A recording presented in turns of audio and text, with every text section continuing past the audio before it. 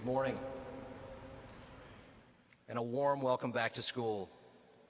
I am filled with such excitement about the upcoming school year. It is such a privilege to stand before you as the new headmaster of St. Albans. And I have to say, it is difficult not to feel a bit inspired and deeply blessed as I look out at all of you on this beautiful morning, as we gather together in this magnificent space, as so many St. Albans boys before you have done, to renew this great tradition and the sense of community we derive each year by coming together for this ritual, one that connects us to the generations of St. Albans men who have come before us and to the sustaining ideals that have always defined our school. The fact that our school is located beside the Washington National Cathedral, that we are able to gather in this sacred space for important ceremonies such as this, reminds us of the rare and precious gift we enjoy as members of this community. It grounds us in something real, something permanent, something of lasting value and meaning. It connects the life of our school to the enduring questions at the heart of our humanity. And it calls us each and every day to be the best versions of ourselves, compelling us to look upwards and outwards, reminding us that we are part of something much larger than ourselves. So on this beautiful morning, with a full heart and a deep sense of excitement about the year ahead of us, I want to extend a special welcome to all students who are new to St. Albans, whether you are a proud, perhaps somewhat anxious C-former, or a student coming to St. Albans for the first time at another form level. I too am new this year, so I feel a special connection with all of you. We'll be traveling this journey together, experiencing the magic of St. Albans for the first time together. And I have every confidence that if we stick together and support one another, the experience is going to be wonderful. To our returning students, please go out of your way in the coming days to be warm and welcoming to the boys who are new to our community. One of the greatest of all St. Albans traditions is the ritual we just observed this morning, where our senior boys, our proud and wonderful sixth formers, take the hands of our youngest boys, our C-formers, and walk them into the cathedral for our opening service. Seniors, you carry the hopes and dreams of these little ones in your hands. They are looking up to you. We are all looking to you to teach our younger boys what it means to be a St. Albans man, to welcome them into a lifelong brotherhood, but a brotherhood of a very special kind, a brotherhood of care, conscience, and civility, dedicated to the dignity and self-worth of every member of our community. Seniors, the tone that you set, the choices that you make, the character that you display, these will determine the character of our community and the experience of each and every boy in our school. We are all counting on you and looking to you for leadership. Never doubt the impact and influence you can have on each and every student in the school and on the many students who look up to you each and every day. And I have to say, seniors, if I ever had any doubt about whether you were up to this task, those doubts were all erased after sharing Rockland's barbecue with two groups of you in the past week in the refectory. I want to give a special thanks to our head prefect, Harry Gregorian, for organizing these lunches, and to all of our seniors who have gone out of their way to make me feel so welcome as I am new to the community. We have so much going for us as we begin this new school year. We are blessed to be part of a truly amazing school with an inspiring mission, a proud history, an incredibly talented faculty, and I truly believe we have the brightest of futures ahead of us. But we live in complicated and confusing times. Part of being a St. Albans man is learning how to choose the hard right over the easy wrong. This has been a touchstone of ethical behavior and the defining aspiration of our school since its founding. The ability to discern right from wrong. The courage to choose the right, especially when it is difficult. And the special pride shared by the men who, having learned these truths at St. Albans, have made it the very core of their life, the core of their values, and the very essence of the brotherhood that they remember so fondly for the rest of their days. This has always been a complicated undertaking, but never more so than today, Values and virtues we have long taken for granted sometimes seem to be in question.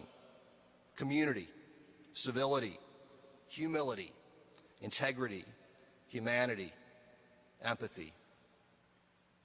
It is hard to imagine a St. Albans without these values, and yet they are the values that are increasingly hardest to find in the outside world. As these values become less certain, their meaning more contested, it affects us. As much as St. Albans tries, in T.S. Eliot's wonderful phrase, to be a still point in a turning world, a moral center in a world where the center often seems unable to hold, the convulsive forces in the larger world can find their way into our halls and into our hearts, corrupting and challenging our mission and causing us to lose our way. But only if we allow it to happen. Only if we allow it to happen. Great schools like St. Albans have always been countercultural. We have always remained faithful to certain core values and to an aspirational understanding of the type of community we strive to be. At our best, we have created something here that is rare and precious, a moral community, a moral brotherhood of a very, very special kind. And that, gentlemen, is the question that I want to urge upon you as you go forth and begin this school year. What kind of brotherhood, what kind of community do you want to create here? The wonderful passage from Philippians, read so beautifully by Ben Burgess this morning, helps us think about this question in an especially powerful and resonant way. This was Paul's prayer to the early Christian church at Philippi, and it is my prayer for all of you today. As Paul said in Philippians, it is my prayer that your love may abound more and more with knowledge and all discernment, so that you may approve what is excellent, and so be pure and blameless for the day of Christ, filled with the fruit of righteousness that comes through Jesus Christ, to the glory and praise of God. As we begin the year, I want you to keep these things at the center of your lives and at the center of the way we think about community and brotherhood. That we be a brotherhood abounding with love, one that values excellence in all that we do, especially in how we treat one another, and that we aspire each day to grow in a very special quality that Paul describes as discernment. Discernment begins with a belief that there is a good and a truth to be known, and that the quest to know this truth and this good is the most important and sacred goal of your education. But discernment is not just about knowing the good and the true. Discernment is about having the courage and the character to choose the good, to live one's life within the light and the grace of the highest truths of our humanity, to choose the hard right over the easy wrong. This is the work of a lifetime, gentlemen. We are all works in progress. Try as we might, we see through a glass darkly. Even when we can see clearly, we often struggle to do what we know is right. But I have seen so much good in all of you, even in the short time we have known one another. Your instinctive decency, the bright, respectful way you have welcomed me to the community, the love you have for this school, for your teachers, and for one another, the joy and humor that fills our hallways. And today, in this magnificent space, as our seniors walked our C-formers in by hand, you have created and modeled before our very eyes the ennobling brotherhood that we are capable of.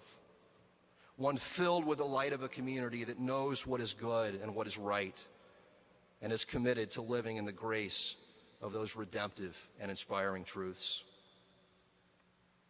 Soon, we will all become busy.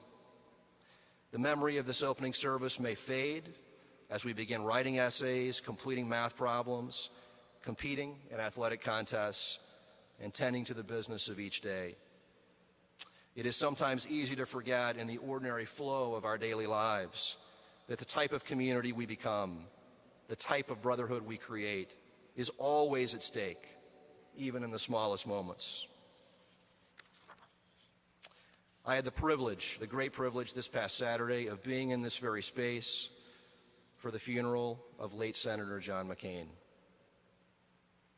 One of the individuals who spoke during the service talked about one of Senator McCain's favorite quotations from his favorite book, For Whom the Bell Tolls, by Ernest Hemingway.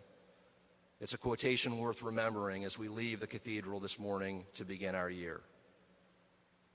As Hemingway wrote, "Today is only one day in all the days that will ever be. But what will happen in all the other days that ever come can depend on what you do today."